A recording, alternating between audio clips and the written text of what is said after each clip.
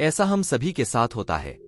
कई बार हम असफल होने की वजह से काम को अधूरा छोड़ देते हैं और कई बार हम असफल होने के डर से किसी काम को शुरू ही नहीं कर पाते।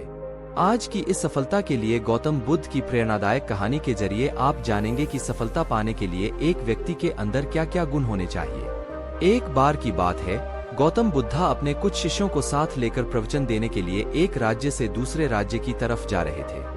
सफर बहुत लंबा था तो वो अपने साथ पहले ही खाने पीने की सभी चीजें लेकर चले। सफर के दौरान उनके एक गांव मिला जो कि पूरी तरह से खाली था। चारों तरफ सिर्फ झोपड़ियां और सूखे खेत ही थे। उसे देखकर ऐसा मालूम पड़ता कि वहां के सभी लोग पानी की कमी के चलते अपना सब कुछ छोड़कर वहां से कहीं और चले गए हैं। उस गांव में एक छोटा सा कुआं भी खुदा था। बुद्ध के शिष्यों ने जब उस कुएं में झांका तो वो भी खाली था। उस कुएं में सिवाय धूल के और कुछ नहीं था। अंधेरा भी होने का था तो गौतम बुद्ध ने अपने शिष्यों को एक रात वहीं गुजारने को कहा। अगले दिन सुबह वो सभी गांव से निकलने लगे।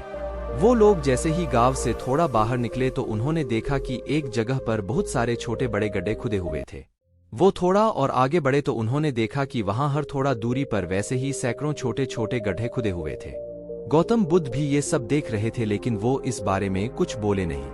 उनके शिष्यों के मन में ये सवाल आने लगा कि आखिर यहाँ इतने सारे गड्ढे क्यों बनाए हुए हैं? ऐसा करने की क्या वजह हो सकती है? अपने मन को शांत करने के लिए एक शिष्य ने अंततः गौतम बुद्ध से वहां बने गड्ढों के बारे में पूछ ही लिया।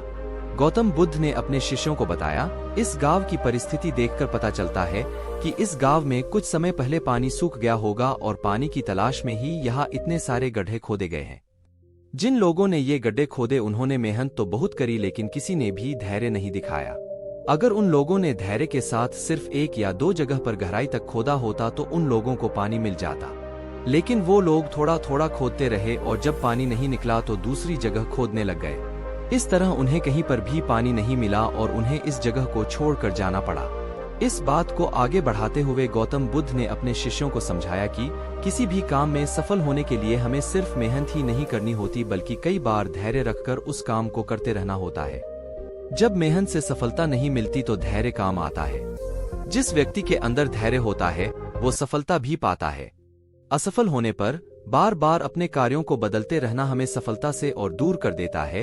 इसलिए किसी काम में अगर आप बहुत मेहनत करते हैं लेकिन सफल नहीं हो पाते तो थोड़ा धैर्य रखें। अगर आपका काम और लक्ष्य सही होगा तो सफलता जरूर मिलेगी। इस कहानी को पढ़कर आप ये बात तो जान ही गए होंगे कि सफल होने के लिए हमारे अंदर धैर्य, पेशेंस होना कितना जरूरी है। जिस तरह बगुला मछली की तलाश में धैर्य के साथ खड़ा रहता है, उसी तरह हमें भी मेहनत और धैर्य के साथ अपने काम करते रहना बहुत जरूरी है।